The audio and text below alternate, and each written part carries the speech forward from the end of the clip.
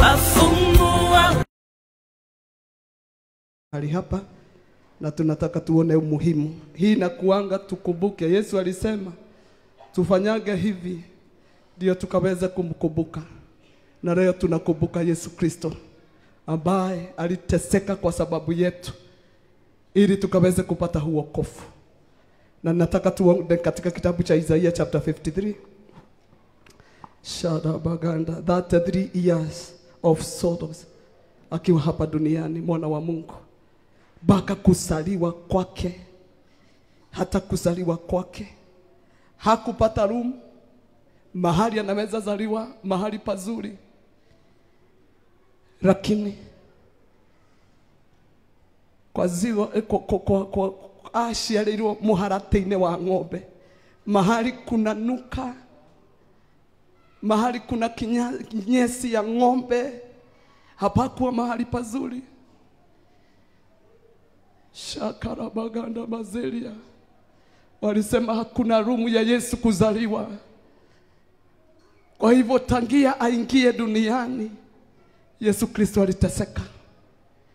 Ni kwa sababu yako na mimi, ili tupate wokovu ambao kila wakati tunacheza na wokovu ambao ulilipiwa gharama kubwa.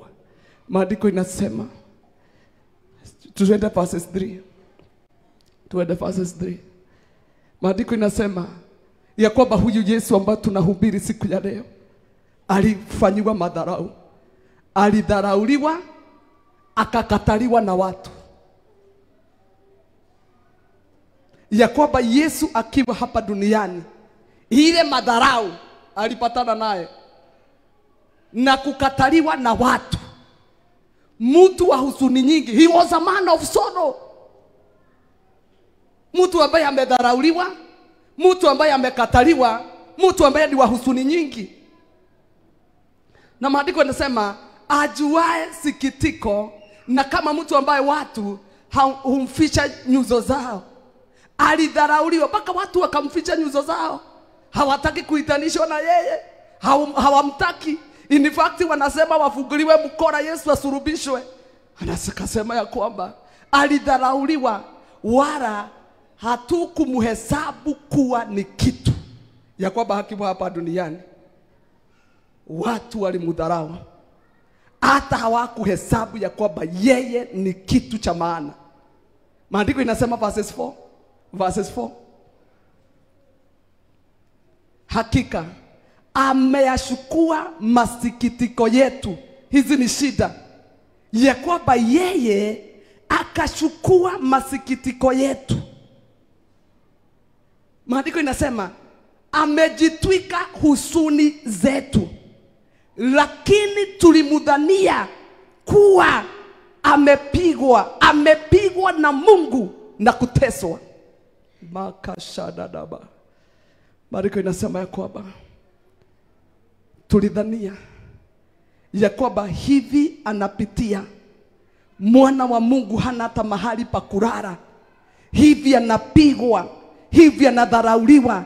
Tulidhani ya kwamba ni kukataliwa, amekataliwa na Mungu, na hivi kwamba Yesu amempeana apitie haya yote todo idwe tware rorere gutare, lakini damu ya Yesu imetusogeza tukawa karibu. Maandiko inasema verses 5. Bali alijeruhiwa kwa makosa yetu, alichubuliwa kwa maovu yetu, adhabu na amani ilikuwa juu yake, na kwa mapigo kwake sisi tumepona. Bwana Yesu asifiwe sana. Biblia inasema ya kwamba kwa mapigo aliyepigwa sisi tumepona. Ya kwamba siku ya leo hata kana kwamba umepimwa ukaambiwa wewe ni mgonjwa wapi, amini Mungu siku ya leo kwa mapigo yake tunapokea uponyaji bure. Kama unakunywa madawa siku ya leo, nimeona watu wengi tukishiriki hospital, mtu akipona kabisa na anaachana na madawa. Naamini siku ya leo kwa sababu ya hii damu ya Yesu Kristo iliyomwagika msalabani, kwa kupigwa kwake natangaza uponyaji. Praise the name of the Lord. Maandiko inasema ya kwamba verse 6 inasema sisi zote kama kondoo tumepotea kila moja, watu wamemgeukia njia yake mwenyewe, na Bwana amekuwa juu yake maovu yetu sisi zote. Kuna mahali nataka bure that verse 7. Alionewa lakini alinyenyekea, wala hakufunua kinywa chake, kama mwana kondoo apelekewaye machinjoni.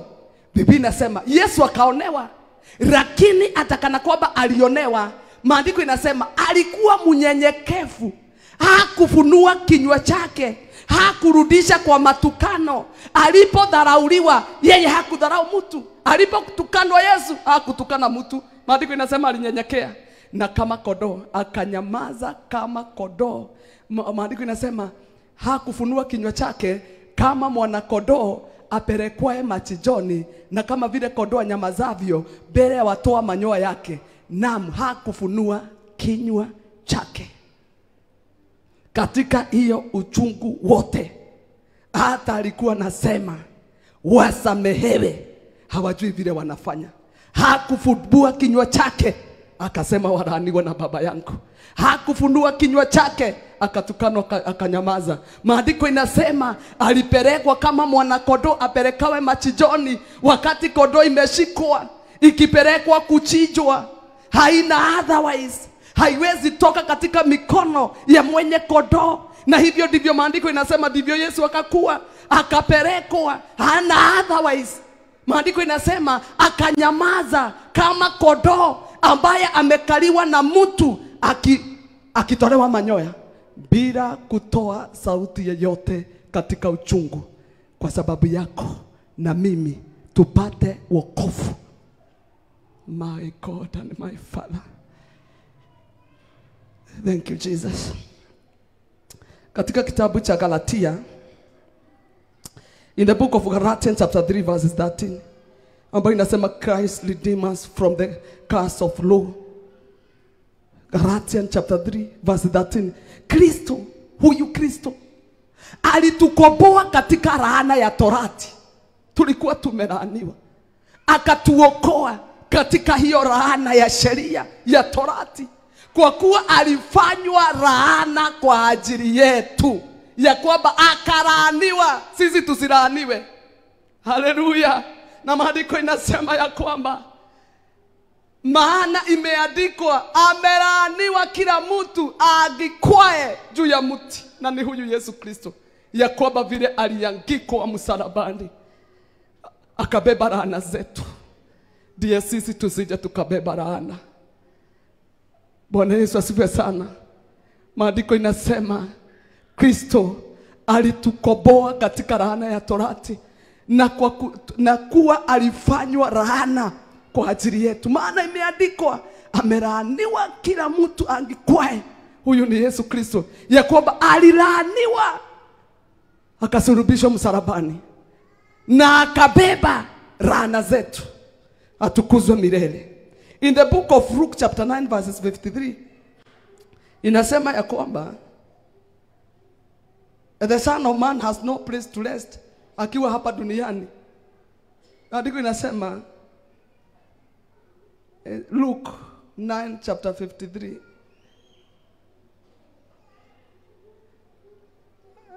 sioni kama niko katika correct. Na maandiko inasema in Luke 9 chapter 3 inasema, akawaambia wote, mtu yeyote akitaka kunifuata na ajikana mwenyewe, achukue msalaba wake kila siku anifuate. Verses 24. Kwa kuwa mtu atakaye kuiponya nafsi yake ataiangamiza, na mtu atakaye iangamiza nafsi yake kwa ajili yangu ndiye atakaye isalimisha. Hata sio hapo nilikuwa nataka kusema, lakini hii maandiko inasema ya kwamba hapo 23, hata kama haikuwa kwa maandiko kwa nini yangu, inasema akamwambia wote, mtu yeyote anataka kunifuata, tuandamane na yeye. Ate huyo mtu ni lazima achukue msalaba. Msalaba ni hizo shida za unapitia. Msalaba ni hiyo aibu. Msalaba ni hiyo kukataliwa na watu. Msalaba ni hiyo kuwa rejected. Msalaba ni hiyo mambo unapitia. Na maandiko inasema, akawaambia kama mtu anataka kumfuata ni lazima yeye mwenyewe ajikane, asijipende. Yesu Kristo hakujipenda. Hii yote alifanya kwa sababu ya kitu kinaitwa love. Na anasema kama unamfuata na wewe ujikane, usijipende mwenyewe, ujutwike msalaba wako kila siku, ya kwamba usiweke msalaba chini. Ya kwamba hakuna mambo utapitia uweke wokovu chini. Hakuna situation, hakuna kitu chochote kinaweza kukuondoa ama kinaweza fanya uweke msalaba chini. Iwe ni shida ya doa, usiweke msalaba chini. Iwe ni challenges ziko kazini, beba msalaba. Bwana Yesu asifiwe sana. In the book of 1 Peter chapter 2 verses 22. 1 Peter. Unajua wakati tunashiriki meza ya Bwana, kuna mambo makubwa sana ambayo tunatarajia ifanyike. Biblia inasema ya kwamba yeye hakutenda dhambi wala hila haikuonekana kinywani mwake, huyu Yesu. Ya kwamba hii mambo yote yanafanyiwa, yeye hakuwa amefanya dhambi wala haikuonekana hila kinywani mwake. Ya kwamba hakuna neno ambayo ni baya lilitoka katika kinywani mwa Yesu. Verses 23 inasema yeye alipotukanwa hakurudisha kwa matukano.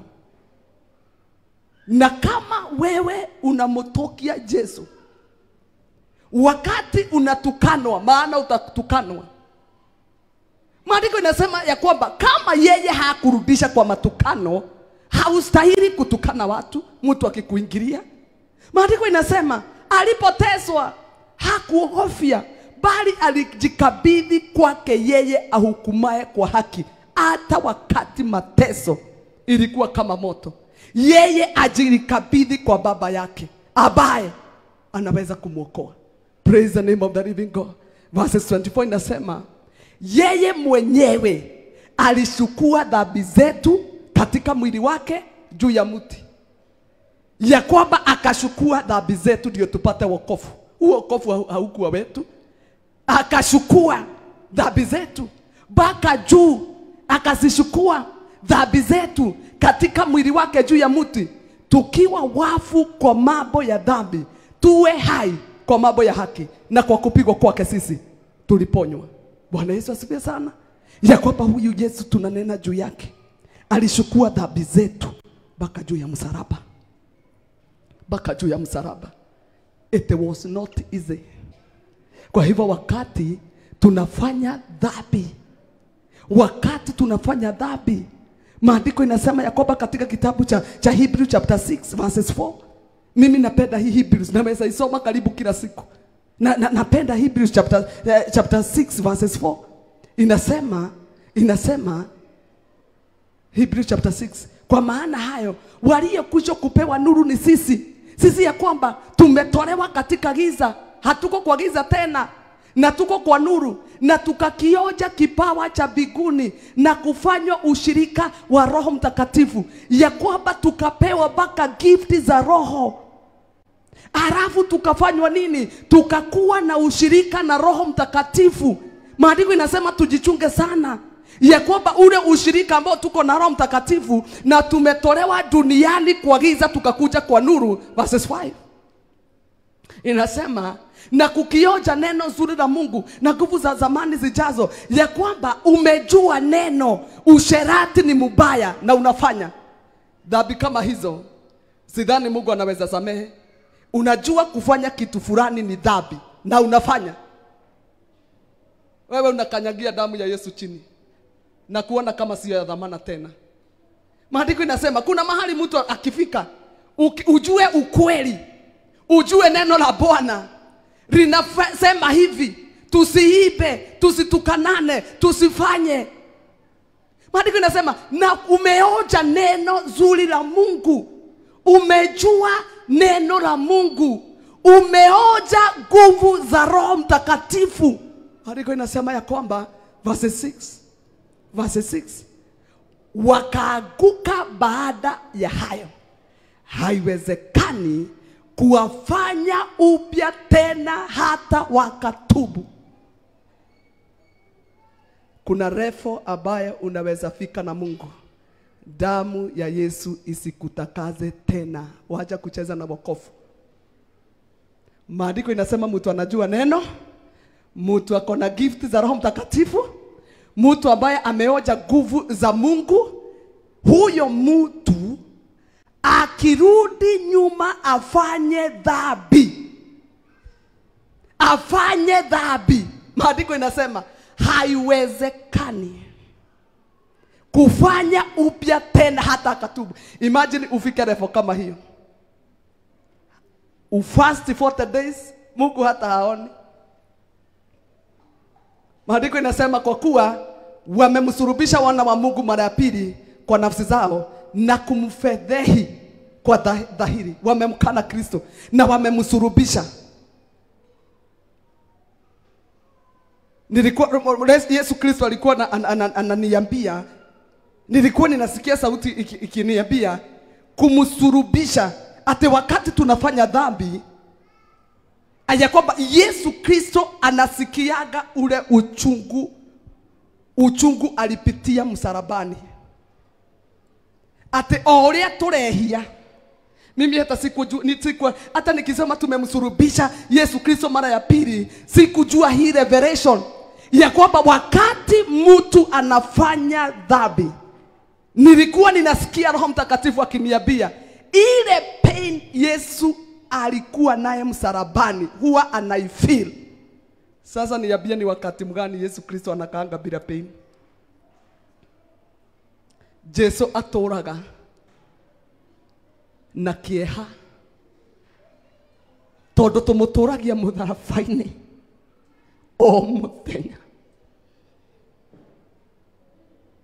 Na nilikuja nikaambia watu mahali hapa kuna Mungu. Ni mtu nilisikia akisema ya kwamba alipoenda mbinguni alidhani atakuta Yesu Kristo kwa kiti ya starehe, amestahereka kwa sababu alimaliza kazi, lakini alimkuta kwa kakitu tu kanakaa hivyo. Waka ilibidi Yesu Kristo amuonyesha ni mimi, angalia mikono yangu. Baka huyo mtu akaguza, angalia miguu yangu, akamuonyesha bafu. Akaamini Yesu Kristo. Akamuuliza, na wewe Yesu Kristo, kwa nini basi unakaa hapa?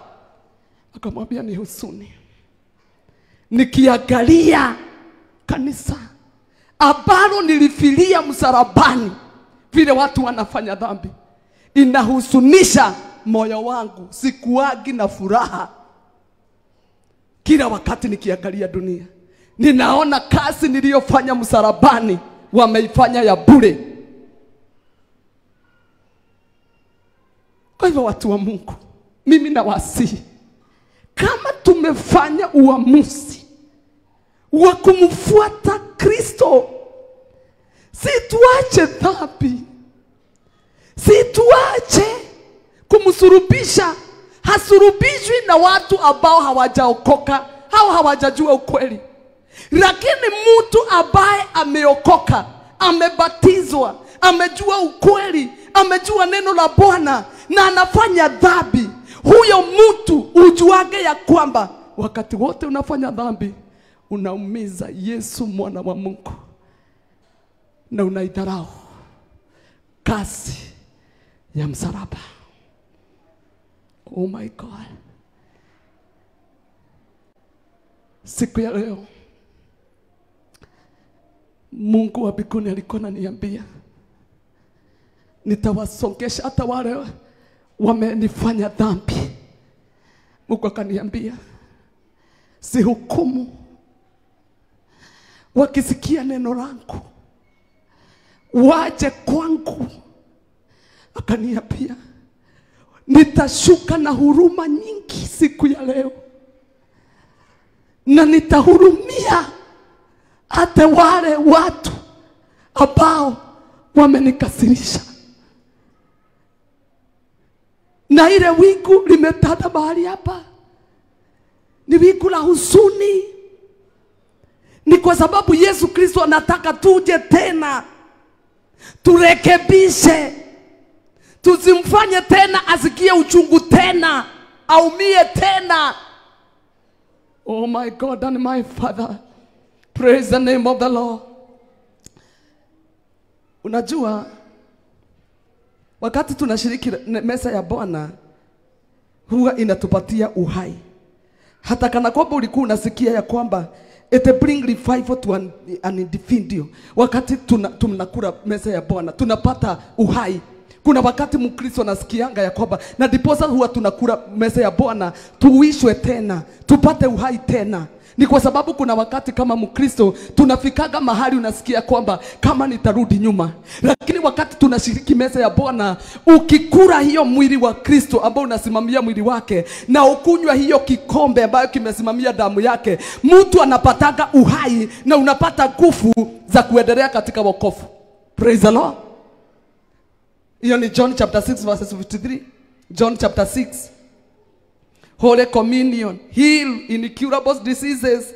Na tunaamini hapa kuna watu watapona completely.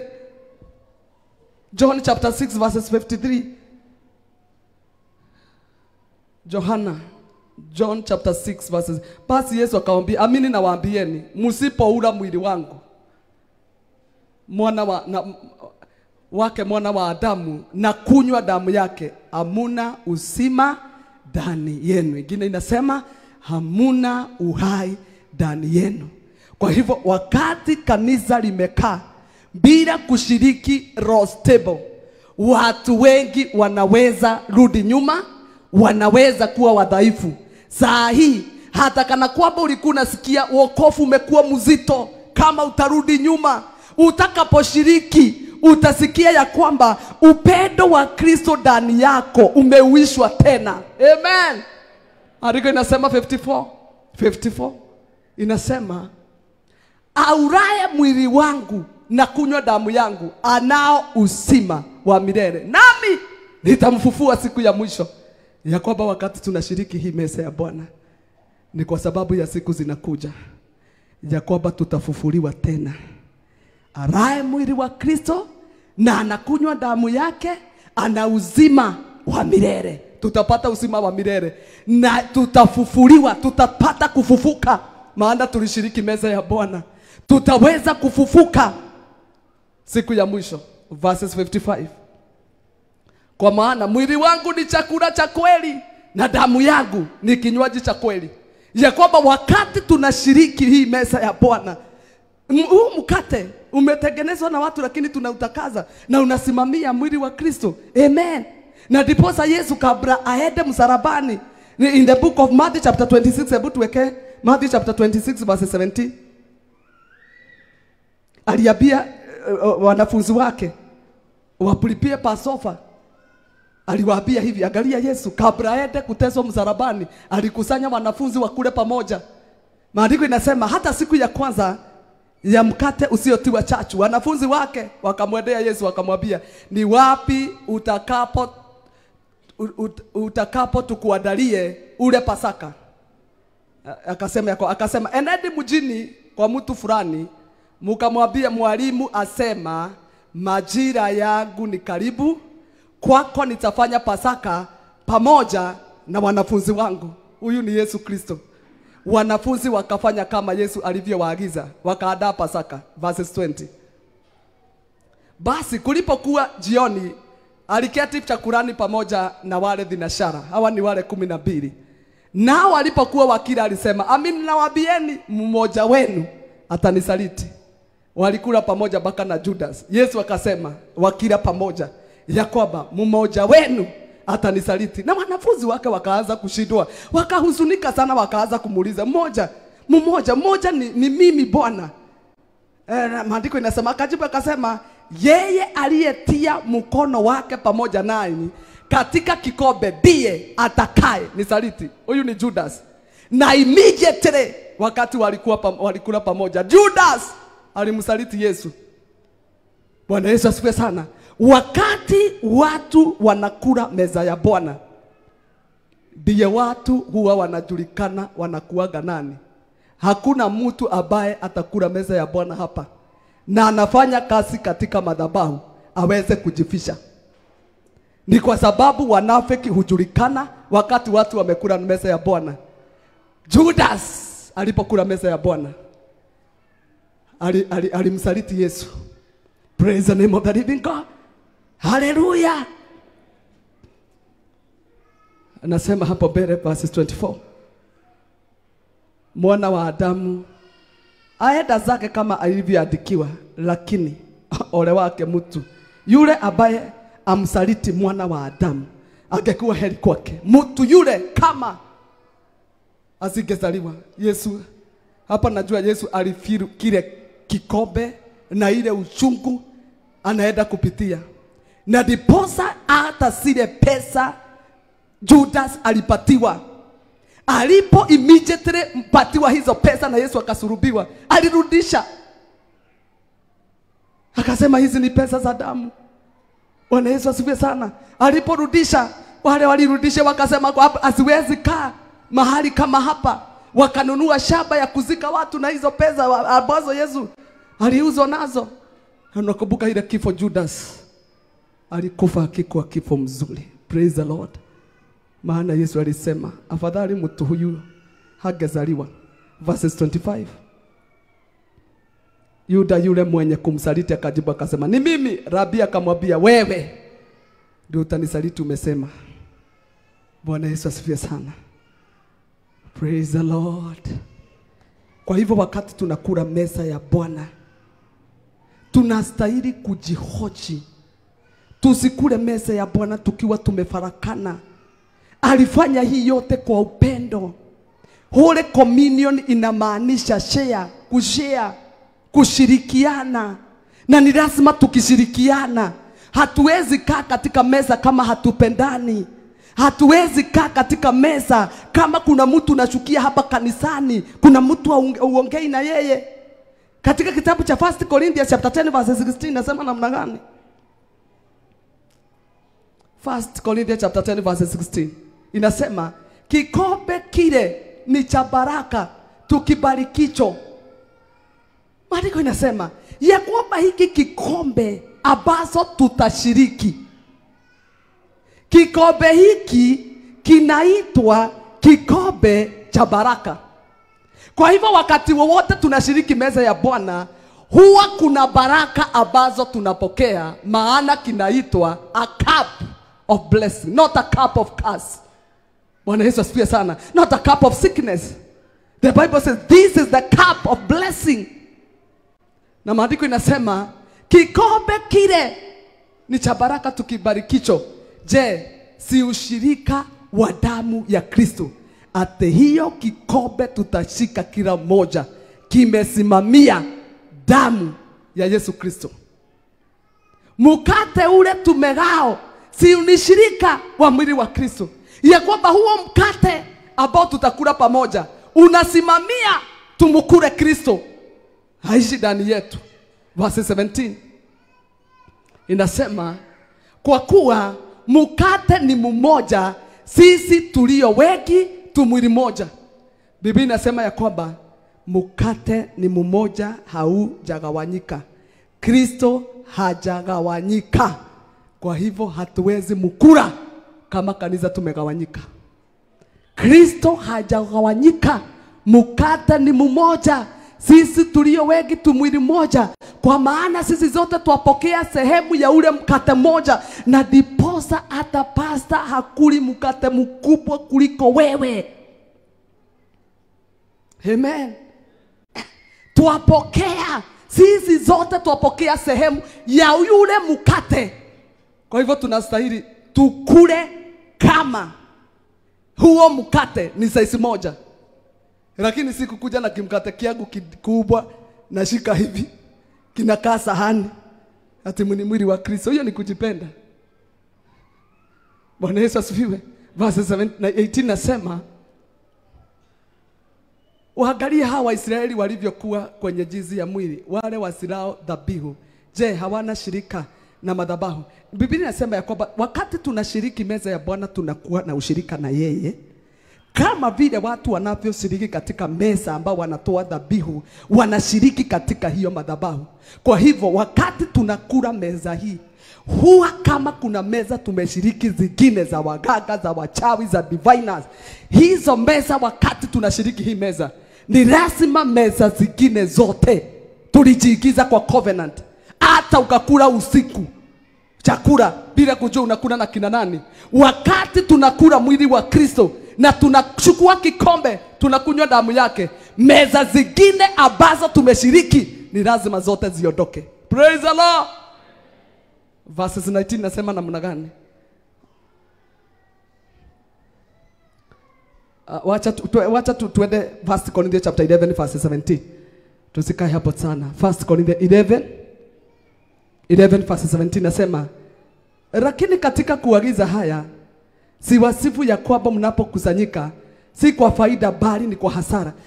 Paul aliangalia kanisa la Korintho vile wanakutana kukula meza ya Bwana, akaona hawa wanajiletea hasara. Kama kuna kitu ambacho unastahili kuwa careful, ni meza ya Bwana, na watu wameichezea. Wanakula mahali popote. Meza ya Bwana sio kitu ya kukula ya kuenda ate kwa sababu umeenda mahali mazishi umekuta kuna meza ya Bwana na wewe unapanga laini kukula. Haikuragwi hivyo. Ni watu wanachukulia tu kama si kitu, kama ni chakula ya getheri. Maandiko inasema, akawaambia mnakusanyika si kwa faida bali ni kwa hasara. Verse 18 inasema namna gani? Kwa maana kwanza mkutanikapo kanisani nasikia kuna faraka kwenu, nami nusu na sadiki. Akawaambia, mnapokutana nasikia katikati ya kanisa mnakula meza ya Bwana na mumefarakana, kuna division, hamuko kitu kimoja. Wakati tunakula meza ya Bwana, na diposa huwa tunapatia watu time watubu, ujihonji, uangalia ni nani siongei na yeye. Hatuwezi kula meza ya Bwana tukiwa tumefarakana, tukiwa kanisa hatusikizani, tukiwa tunasegenyana, tutajiletea shida.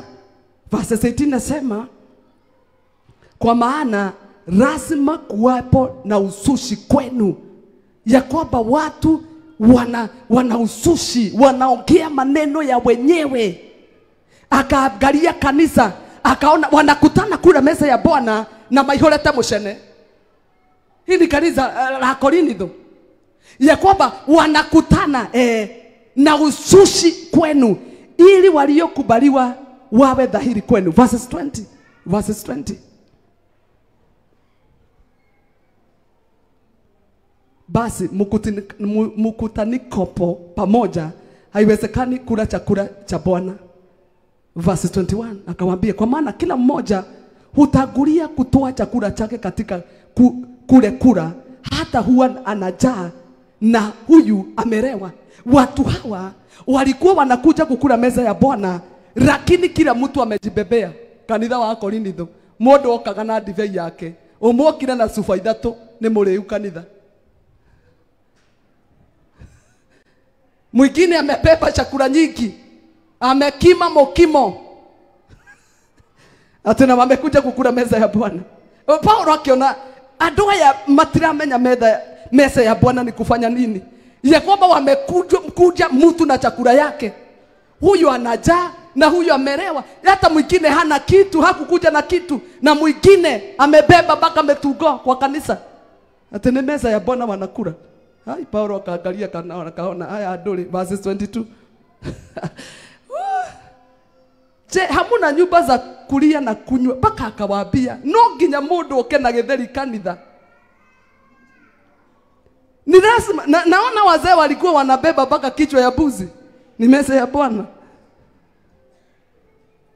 Kule mundu wakuaga mutura. Na I think hii kanisa ilikuwa inatangaziwa Sunday tunashiriki meza ya Bwana. Mundu akehariria gakua ke. Kinya Paulo akimwe, kai mutare nyumba cia muoko kurira metuko nyumba-ini ya Ngai. Mumekuja na chakula kukula katika nyumba ya Bwana. Hii kanisa ilikuwa na vituko. Akamwambia, au mnaidharau kanisa la Mungu? Kwa hivyo kuna vile tunaweza shiriki meza ya Bwana. Mungu aona hii ni madharau. Na kuwataharisha hao waziwa na kitu na wabieni na wasifura. Si wasifu kwa ajili ya hayo. Akawambia kana muroka kuiona ni andũ arĩa matarĩ kĩndũ, kwa sababu kuna watu walikuwa wanakuja wanajiangalilia. Yani kanisa halina upendo, kanisa halishikiriani, kuna yule akona nyingi lakini anakula peke yake, na kuna mtu anangojea tu amalize maana yeye hakuna kitu alikuwa amekuja nacho. Verses 23 inasema, kwa maana mimi nalipokea kwa Bwana niliyowapa ninyi, kwa kuwa Bwana Yesu usiku ule aliyotolewa alitoa mkate akafanya nini? Verses 24 akawaambia vile yeye mbele ya Bwana inastahili kukuliwa. Akawaambia naye akisha kushukuru akaumega. Akawaambia alishukua mkate, akisha kushukuru aliukatakata, aliumega. Akasema huu ndio mwili wangu ulio kwa ajili yangu, fanyani hivi kwa ukumbusho wangu. Ya kwamba akawaambia hivi tunafanyaga tukumbuke ya kwamba tulikufiwa msalabani. Paulo akawaambia verses 25. Na hivi baadaye ya kula akatoa kikombe akasema, kikombe hiki ni agano jipya katika damu yangu, fanyeni hivi kila mnywapo kwa ukumbusho wangu. Sasa Paul anajaribu kuwaelezea ule magĩrĩire gwĩkaga, si mkuje na chakula. Akawaambia mfano Yesu vile alifanya na wanafunzi wake. Verses 26. Maana kila muolapo mkate huu na kukinywa kikombe hiki mwaitangaza mauti ya Bwana hata ajapo. Akawaambia wakati tunashiriki meza ya Bwana tunatangaza ya kwamba tunajua tulikufiwa msalabani, tunatangaza mauti ya Bwana mpaka wakati atakapokuja, ya kwamba tumekubali alikufa akasulubishwa msalabani kwa sababu yetu, aliteswa kwa sababu yetu, alidharauliwa. Tunatangaza ya kwamba tunajua hakika alikufa msalabani, alitufiria mwana wa Mungu. Verses 27 inasema, basi kila aulaye mkate huu hau kukinywa kikombe hichi ya Bwana isiyo stahili atakuwa amejipatia hatia ya mwili na damu ya Bwana. Maandiko inasema tukikula meza hii ya Bwana na njia ambayo haistahili tutahukumiwa. Verses 28. Verses 28 akasema, lakini mtu ajihoji mwenyewe, na kwa hivyo aule mkate. Ate kabla ya kushiriki meza ya Bwana tunastahili kujihoji, examine yourself, kusema ya kwamba nitanyamaza nijihoji, nimetukana nani? Ni nani nimekosea? Unajiangalia, niko sawa kushiriki meza ya Bwana? Kuna dhambi ambazo nimefisha, maana hawezi kula meza ya Bwana na secret sin. You have to repent before you partake the Lord's table. You have to examine yourself, uone kama uko sawa. Maandiko inasema na hivyo aule mkate akiona ako sawa, mimi nastahili kushiriki hii meza, unashukua. Maandiko inasema na kukinywa kikombe. Kwa hivyo hatustahili kukula tu bila kujihoji kwanza. Verses 29 inasema, maana arae na kunywa hura na kunywa hukumu ya nafsi yake, kutopambanua ule mwili. Unasikia sasa, tukikula tunajiletea judgment. Verses 30. Kwa sababu hiyo akaangalia kanisa la Korintho akasema, kwa sababu hiyo wako wengi kwenu walio hawawezi na dhaifu. Akaona kanisa la Korintho limejaa watu wadhaifu kwa sababu walishiriki meza ya Bwana na njia ambayo haistahili. Akasema na watu kadhaa wa kadhaa hata wamekufa. Akasema yako, akaangalia sionangi mama fulani, baba fulani, mzee fulani. Akasema waliposhiriki meza ya Bwana kwa sababu ya kula na njia stahili hata walikufa. Akasema wengine wenyu katikati wenyu ni wadhaifu, na wengine na watu kadhaa wa kadhaa katika kanisa la Korintho walikufa kwa kula meza ya Bwana na mchezo.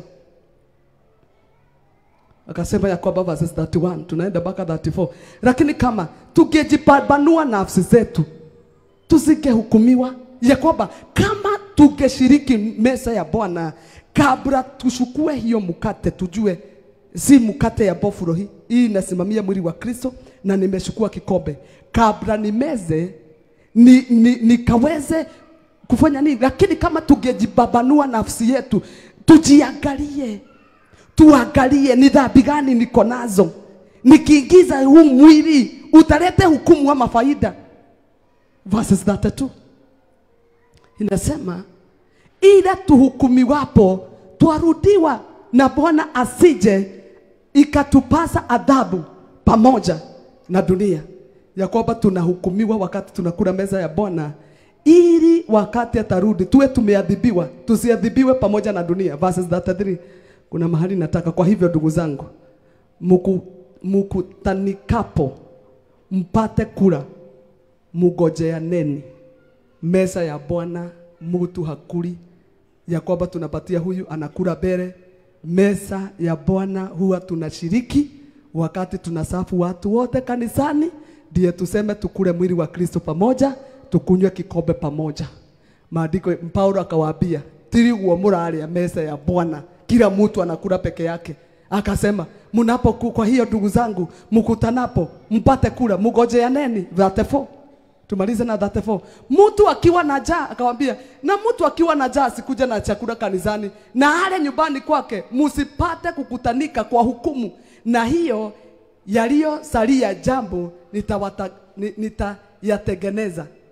Paulo akawaambia ndiyo msihukumiwe, msikule meza ya Bwana kama hamuelewi. Bwana Yesu asifiwe sana.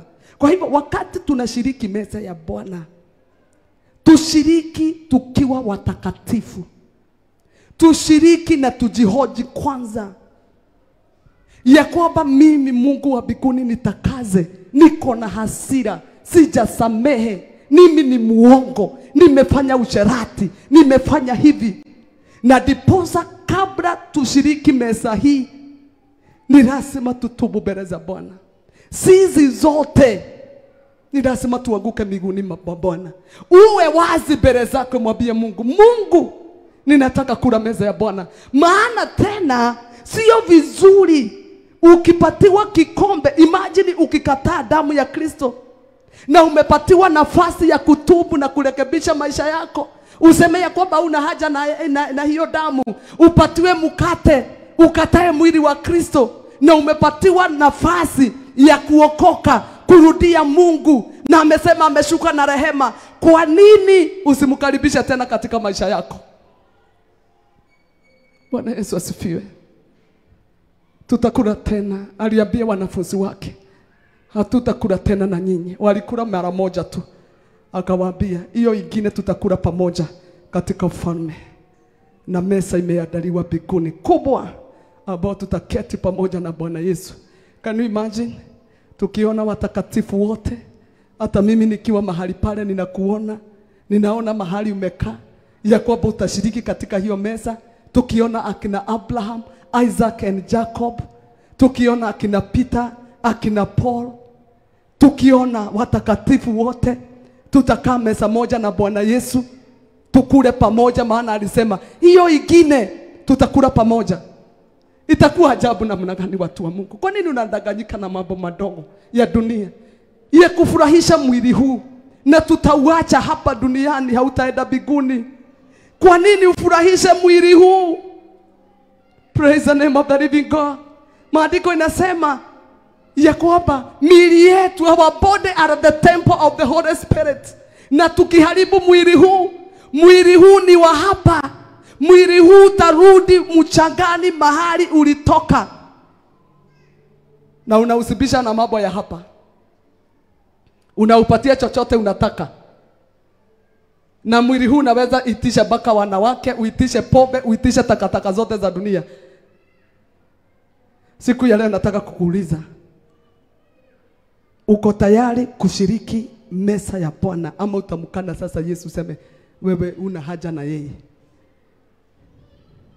Ya kwamba kuna siku inafika, mambo yote tunadanganywa na shetani, ya raha za dunia, ya mambo ya dunia ni bure kabisa. Jesus is coming back. Yesu Kristo anarudi. Wacha nikwambie, maandiko inasema mwenye dhambi aendelee kufanya dhambi na wa kujitakaza aendelee kujitakaza. Yesu Kristo anarudi na anasema naja upesi, na ujira wangu uko mkononi mwangu, hauko bali kumlipa kila mmoja na kazi ambayo alifanya. Vile tunaharibu mwili, vile tunasibisha huu mwili, wacha nikuambie, hata watu wafanye nini, niko na uhakika Yesu Kristo mwana wa Mungu ako jiani, ako karibu kukuja. Biposa dhambi zimezidi, biposa uoga umeondoka kanisani, biposa manabii wa uongo ni wengi wa kudanganya watu, maana shetani anatafuta watu ambao watakaochomeka pamoja na yeye. Bwana Yesu asifiwe sana. Mimi huogopa. Nashukuru Mungu ya kwamba uko uhai. Unaweza badilisha maisha yako kutoka siku ya leo na usema ya kwamba mimi namrudia Mungu. My God and my Father. Kuna wakati tutasimama mbele. Biblia inasema important people, hata wao ma president watasimama mbele ya hiyo kiti cha hukumu. Tutakuwa tukisimama tunasomewa mashtaka. Na wacha nikuambie, ni kubaya. Ni kubaya. Ni kubaya.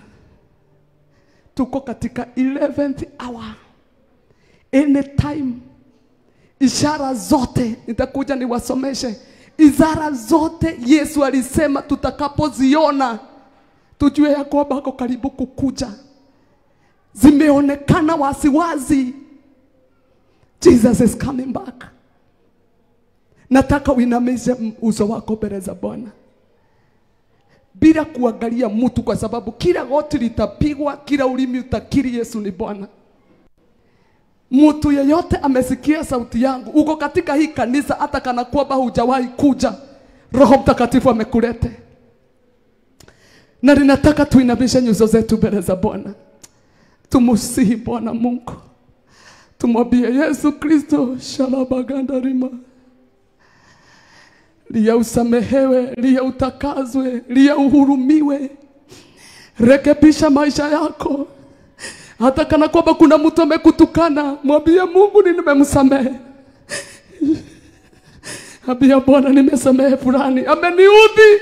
Hata kama kwamba ni mtoto wako, usishiriki meza ya Bwana ukiwa na hasira ya mume wako. Usishiriki meza ya Bwana ukiwa na hasira ya mtu yeyote. Ambia Bwana nipe neema. Shalabaganda imasialaba. Rekena maseri ya sharama kotarina. Siwenende mbele za Bwana, ulilie Mungu. Ambia Bwana ninakurudia siku ya leo. Shakabaganda mazia la baganda. Reketere basoda bahanda mazia. Lilia Mungu. Natamani kusikia sauti za watu wanasema, Bwana nirehemu. Yesu mwana wa Daudi nihurumie. Sheri baganda mazeria Jehova rimayanda. Reketeria baganda mazeria. Shaka baganda rababozaya. Shera baganda mazeria. Resha kabaganda mazaya. Sisi zote tunamrudia Mungu. Sisi zote tunamwambia Yesu tutakaze. Repoka terebesha taya. Ambia Bwana mimi nakurudia siku ya leo. Sitafanya tena, sitakurusurubisha tena msalabani. Shaka baganda. Angalia kazi Yesu Kristo aliyofanya msalabani. Reka mashanta baganda mazeria. Alisurubishwa katikati ya watu wawili waofu. Rimashaka na baganda. Nguo zake makehorera nguo ciake kura, wakamsulubisha akiwa uchi. Oi, mamuheire dhiki dorota nyogo, nego ike mahonage nari ake magokera. Shalabo salabaganda. Rekena mazeria. Rikabashata ribaganda bazia. Rekena mashata ribaganda bazia. Rakoshe ketere bazota ribaganda. Bwana Mungu wa mbinguni, yerebesha tairabi. Makori mashata rabaganda. Rekena mazeria ribaganda. Shakara baganda bazia. mazia reketeria bazota ribahanda rikamashete ribaganda mazia reketeria bazota ribahanda. Tunakurudia kama kanisa lako, hatutakukosea tena, hatutakusurubisha tena, hatutakupeleka tena mutini, hatutafanya tena huzunike, hatutafanya tena umie kwa sababu yetu Bwana. Habia Bwana Yesu Kristo wa Nazareti nikole kareke weigueruo shaka baganda mazeria reke na mazeria. Alinamisha kichwa chake akakatika roho sharabaganda rika shana rika masiaraba reke na mazeria ribaganda. Kukawa na giza kubwa rika mashata rabaganda sheketeria mazota ribahanda mazia reke na mashata ribaganda mazeria reke na mazeria ribaganda mazia rimashaka baganda. Hii uchungu yote ni kwa sababu tulipiwe deni. Hii uchungu wote ni rasakata rabaganda ndiye tupate uzima wa milele. Orimashaka na babosaya.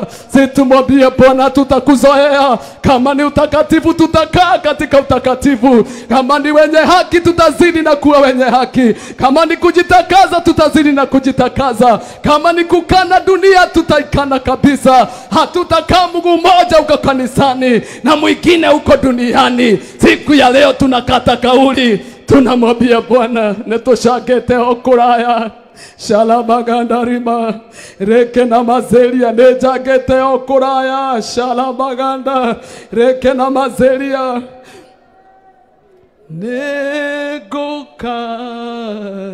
negokaliwe Diego shanga shanga dago daima oji oke negwelila leo nitetemia kamegema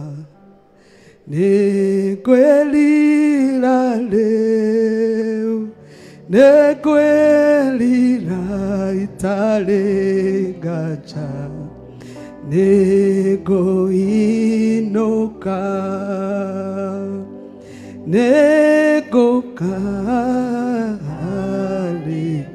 ondi yego shanga yeda odaida odio niye niye ne gwelila leo ninogete negwedokia negwelila leo na waganu nego.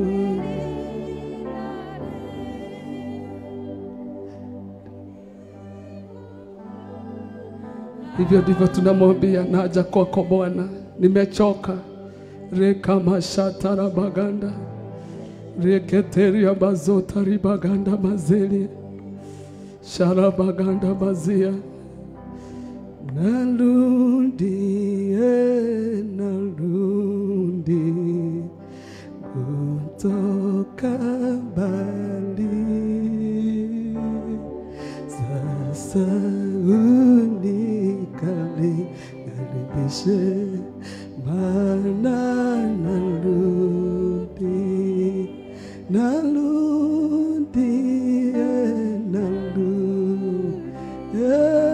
kutoka mbali na baba sasa unikali mimi Bwana narudi nimeteseka sana Baba nasema sasa narudi nimetezwa na ulimwengu Baba yangu sasa ninarudi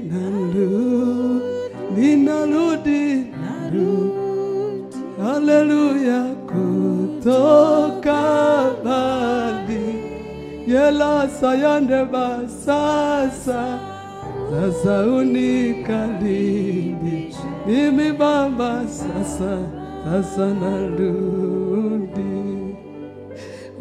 shakara babusa kedo kiegano dhakame elia ya Jesu ya itilodo aganu watanie mwene kae wotire kedo kiega oi kaita kameyo neko yokia goro ine delione of you dile wako anemolea nada kameyo leuda hota kuohelwa meya modefio kae utile kedo kiega tata kameyo neko yokia goro ine delione of you kwena roada kame ya Immanueli mwene nawe yama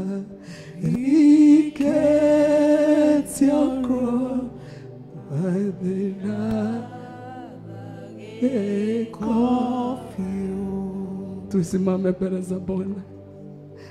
Kijito kinatiririka. Ninataka siku ya leo, kabla ushiriki meza ya Bwana, na ungetaka kuwambia Mungu wa mbinguni, mimi Mungu nitakaze. Kama haujaokoka, hauwezi shiriki meza ya Bwana, na haujamkiri, haujamkubalia, jina lako halipo katika kitabu cha uzima. Kama ulifanya dhambi, ametuambia siku ya leo, amekuja na upendo mwingi kutukaribisha tena. Usijifishe. Yesu Kristo hako hapa kusamehe. Haijalishi umeua, haijalishi ni dhambi gani, haijalishi umekunywa nini, lakini hiyo damu ako tayari kutuosha. Tunapoiba kijito cha utakazo, nataka nikaribisha watu mahali hapa ambao unasikia kwamba kabla nishiriki meza ya Bwana nisijiletee hukumu, nitatubu kwanza. Tunapoiba hii wimbo, kijito cha utakazo ni damu ya Yesu. Karibu katika madhabahu ya Bwana.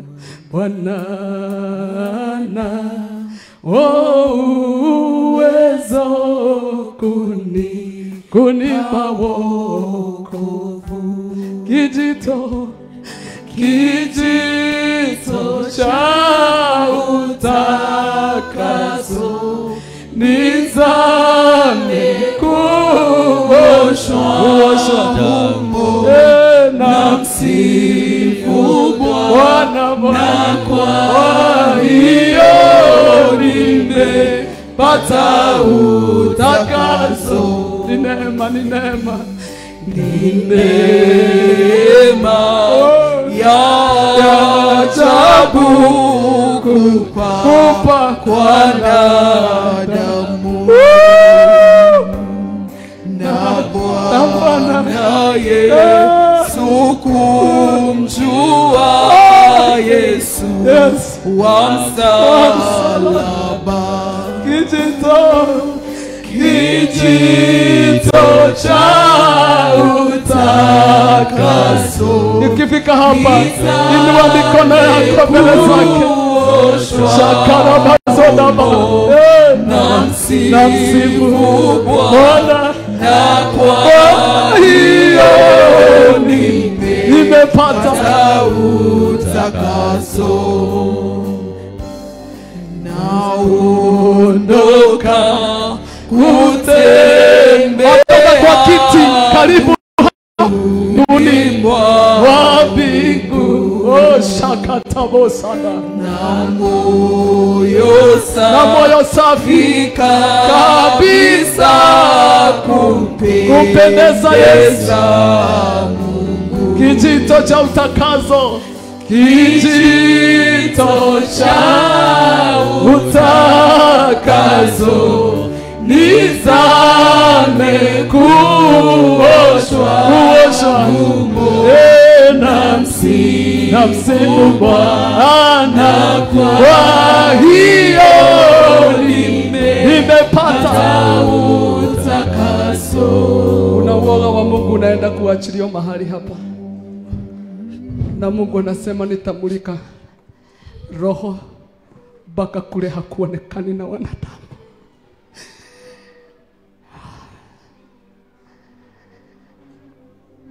Ukimulikwa na yeye,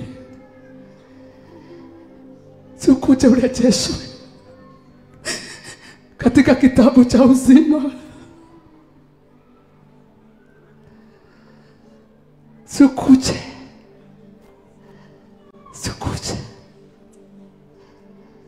njoo kwake Yesu uokolewe. Yesu ni daraja ya kuvuka mto. Ukitaka kuona ng'ambo ya pili, njoo kwake Yesu uokolewe. Njoo kwake Yesu uokolewe. Yesu ni daraja ya kuvuka mto. Ukitaka kuona ng'ambo ya pili, njoo kwake Yesu nawe uokolewe. Wengine waketi chini walilie roho zao. Kama kuna mtu ameachwa mmoja, anaweza karibia hapa. Inueni mikono yenu mbele za Bwana. Inua mikono yako as a sign of surrender. Oh, shaka baganda. Kama Yesu angerudi siku ya leo. Ori mashala baganda masa. Liasuri baganda masuka. Riasheketeri masora baganda masia. Inua mikono yako, lilie moyo wako. Ambia Bwana, ninajua nimekukosea, lakini Bwana Mungu nitakaze, nihurumie. Haijalishi umefanya nini, rehema zimeshuka. Waambie Bwana, sitakuacha tena. Sitakuhaibisha tena. Usherati nimeacha mambo ya masturbation. Sitachafua mwili wangu. Sitafanya dhambi. Nimeachana na huyu boyfriend. Nimeachana na huyu girlfriend kwa ajili yako. Rasoda Katarina Masia. Bwana, wacha uoga wako Mungu. Uingie ndani ya hawa vijana. Uingie ndani ya hawa wamama, ya kwamba watasimama na watakuwakilisha. Resha Katarabazia la bahanda. Inua mikono yako mbele za Bwana. Wacha nione wale ambao hawajawahi okoka hata siku moja. Inua mkono wako kwanza nione. If it is your first time to get saved, inua tu mkono vizuri. Thank you Jesus. Tuko na watu kadhaa. Nataka useme hii ombi ndio jina lako liandikwe katika kitabu cha uzima. Sema, Bwana Yesu, kutoka siku ya leo nimefanya uamuzi. Na sisikii sauti zenu. Unajua hiyo ndio inafanya mtu arejeshwe katika kitabu cha uzima. Sema, Bwana Yesu, kutoka siku ya leo ukanitakaze, ukanisamehe. Andika jina langu katika kitabu cha uzima. Uliondoe katika kitabu cha mauti. Nimeamini na nimeokoka. Unirehemu. Baba, watu hawa watakaze na damu yako. Wahurumie Bwana. Takaza mioyo yao. Takaza mioyo yao Bwana. wanaposhiriki meza ya Bwana wasiwe na hukumu, ni kwa sababu wametubu dhambi zao. Na ni katika jina la Yesu Kristo tumeomba na kuamini. Rejea kwa kiti yako, rejea kwa kiti yako katika jina la Yesu Kristo. Kama nataka kuokoka, naomba Pastor George ukamsaidie kusema ombi la toba. Alafu tunapojitayarisha watu ambao wanakuja kutusaidia katika kupeana roast table, tumesema maandiko imesema tugojeane. Na ndiposa tumefunga kila milango, kusiwe na disturbance, kusiwe mtu atakuja ashiriki meza ya Bwana na hajasikia neno la Bwana. Na ninataka ukishukua hiyo kikombe utapewa, na ushukue hiyo mkate ukaweze kunyamaza ukiambia Mungu, Jehova Mungu, ukatakapo ingia ndani yangu. Alifanyika masikini, maandiko yasema ndiye wewe uwe tajiri. Yesu alifanyika masikini katika kitabu cha Korintho, ya kwamba siku ya leo kuna uwezekano ya kitu kinaitwa poverty, kukosa, kiondoke katika maisha yako completely. Maana yeye alifanyika, he became poor for you to be rich. Alidharauliwa ndiye wewe usidharauliwe. Amen. Kwa hivyo unapochukua hiyo kikombe, chukua ukitetemeka. Na wale ambao wanatusaidia kufanya hivyo wakuja hapa mbele, wakuja hapa mbele. Thank you Jesus. Wakuja hapa wangekuwa wamefika hapa.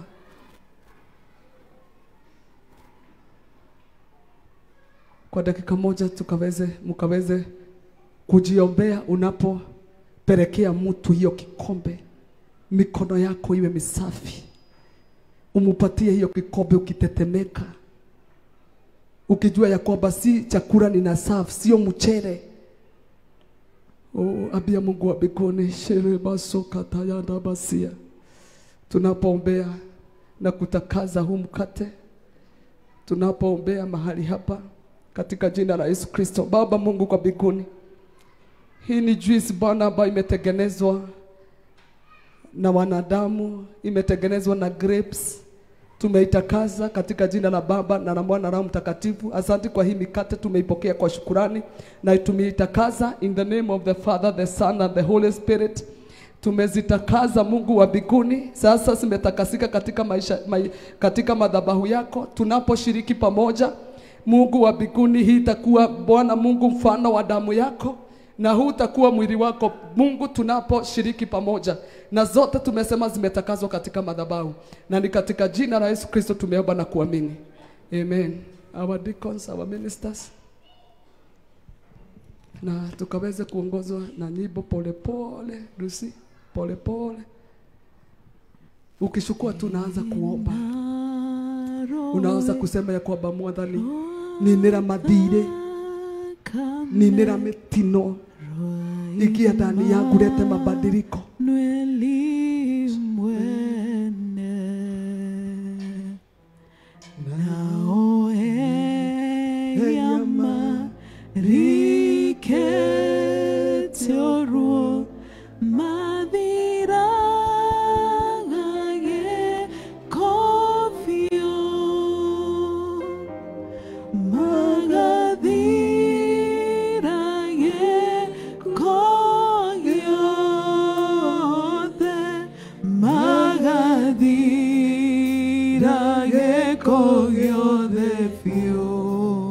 Yeah.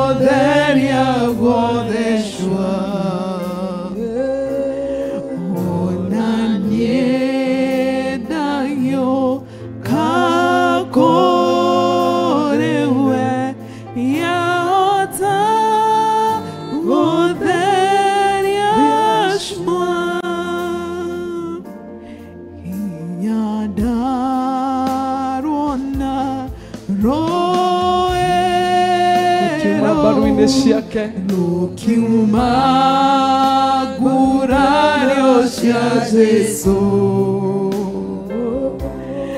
Ndure ndumagia wendo wake nigatiga ona ndakua rwĩmbo rwakwa no rwa Jesu rwĩmbo rwakwa no rwa Jesu ndure ndumagia wendo wake nigatiga ona ndakua. tuimbe roho Kiswahili. Shakaya narabasuri na mahanda. Ukishika hiyo kikombe ulie machozi, umwambie Yesu nakupenda. Shakara babosai nikana baboshatari bagana.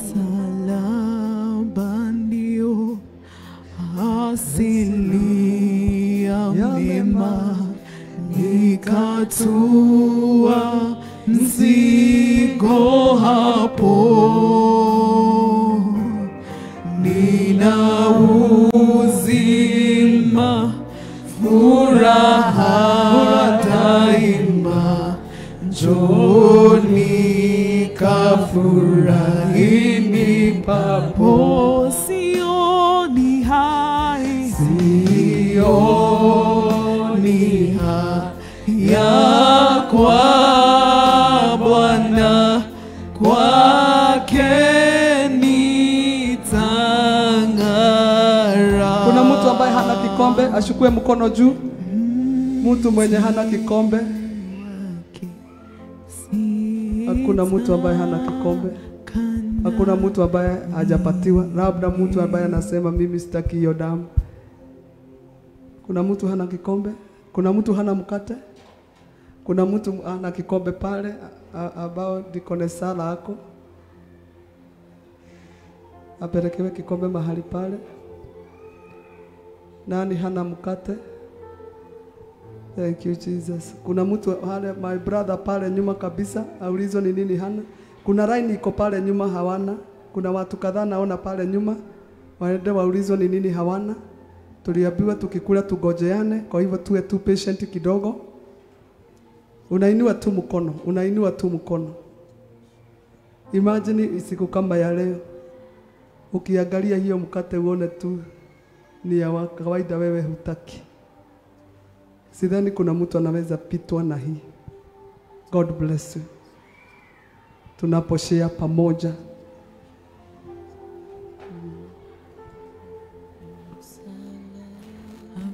Ndio asili ya mema, nikatua mzigo hapo, nina uzima furaha daima, njoni kafurahini papo.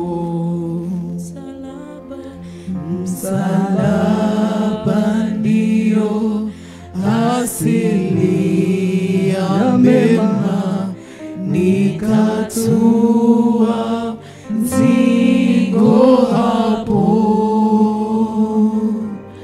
nina uzima furaha daima, njoni kafurahini papo.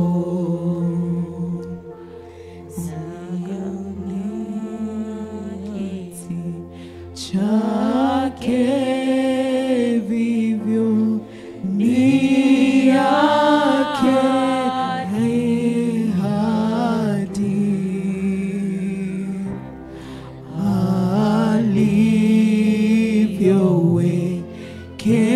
alivyowekewa navyo kamwe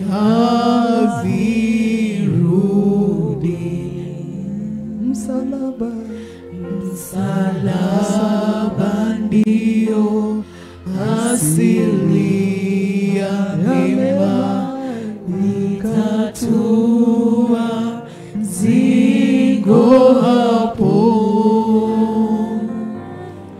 Nina uzima, furaha daima, njoni kafurahini papo.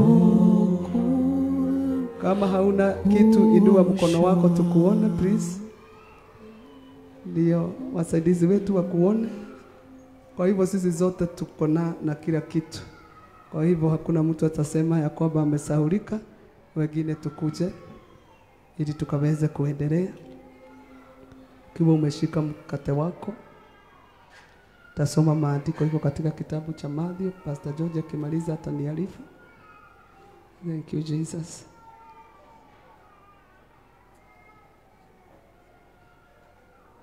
Kutoka siku ya leo kuna uhai utaingia ndani yako. Kuna utajiri utaingia ndani yako. Kuna uponyaji wa maisha utaingia ndani yako. Kuna huzuni zitaondoka. Kuna mizigo after this itaondoka. Thank you Jesus. Takame ya Yesu mudhalafini, yale ya kujola. Takame ya Yesu mudhalafini, yale ya kujola. Thank you Jesus. Na sisi zote tukiwa tumeshika mkate na mkono moja hivi, nitasoma maandiko alafu nitakwambia tukule pamoja. Maandiko inasema katika kitabu cha Mathayo 26:26, nao walipokuwa wakila, Yesu akatoa mkate, akaubariki, akaumega, akawapa wanafunzi wake, akasema, toeni mule, huu ndio mwili wangu. Tukule mwili wa Kristo pamoja.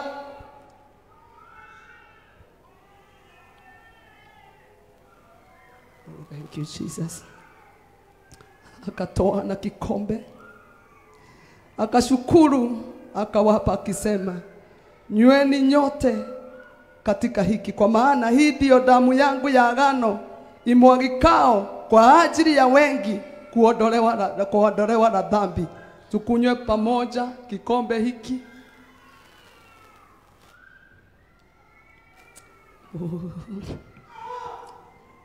Shaka ya taraba.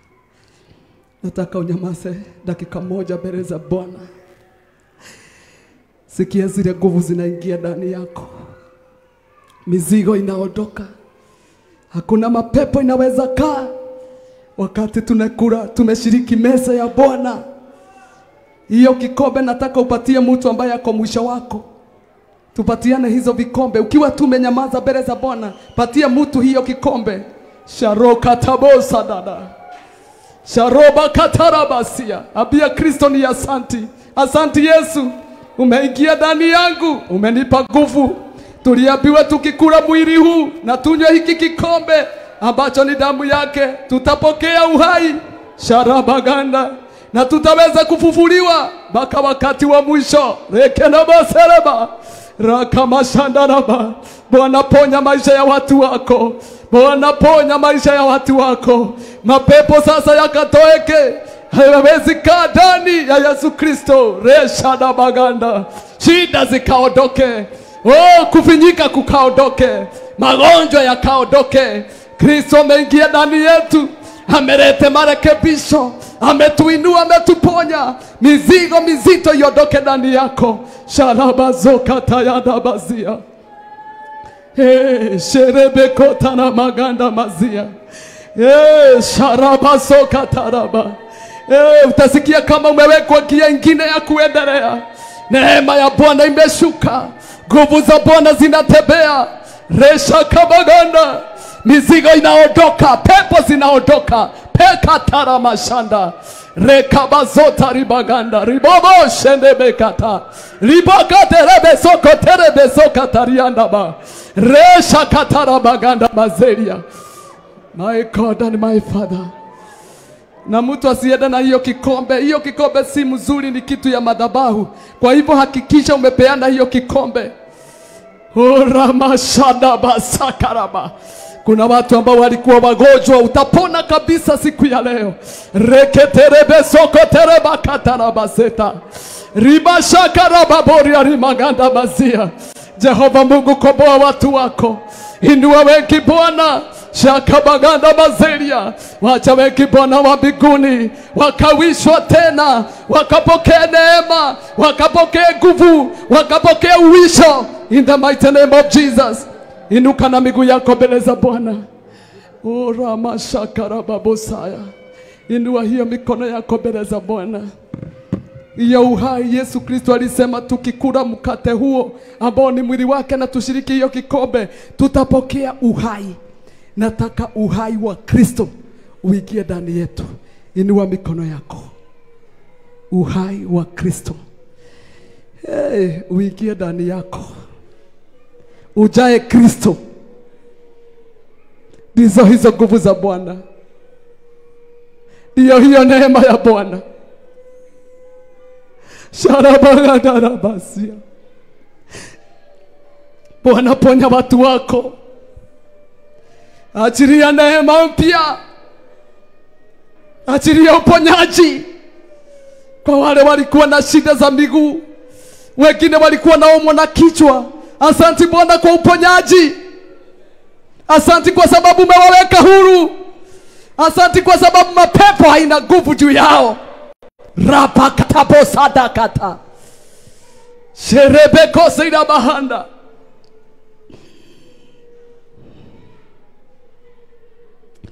Inua tu mikono yako ni kuombe. Ya kwamba kuna mabadiliko imefanyika kutoka siku ya leo. Baba Mungu, wewe uliyefanyika maskini na ukaenda msalabani bila nguo, ndiye sisi tusiwe masikini. Nimetangaza katika jina la Yesu, kwa kushiriki Bwana mkate na kunywa kikombe ambacho kimesimamia damu yako, sisi hatutahesabiwa tena masikini. Zile aibu zote watu wamepata zimekwisha siku ya leo.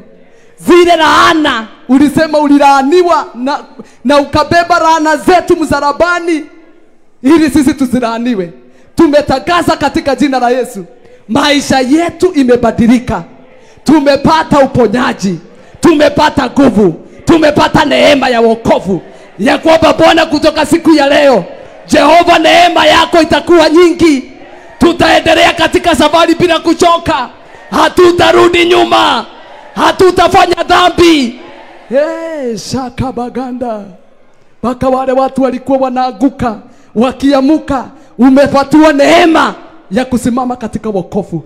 Bwana Mungu, tunakushukuru na tunasema ni asante. Na ni katika jina la Yesu Kristo tumeomba na kuamini. Tukaweze kumpigia Bwana makofi mazuri. Tukaweze kumpigia Bwana makofi mazuri. Tunataka tutagasie shetani. We are not turning back. Praise the Lord. Si Kristo ameingia ndani yetu, ametupatia nguvu, tumekuwa na uhai. Haturudi nyuma tena. Bwana Yesu asifiwe sana. Tutaendelea. Sisi sio wale tutamrudisha Yesu Kristo msalabani tena. Tumefanya ya dunia kuwa bure. Raha za dunia ni bure. Bwana Yesu asifiwe. Nataka utangaze, useme ya kwamba mimi sitarudi nyuma na kuna kitu kitanitenga na upendo wa Yesu Kristo. Nothing will separate me from the love of God. Hakuna kitu kitanitenganisha na upendo wa Mungu. Sio pombe, sio usherati, sio mambo ya dunia. Nothing shall separate me from the love of Christ. Amen. May the grace of our Lord Jesus Christ and the love of God and the fellowship of the Holy Spirit be with us now and forevermore.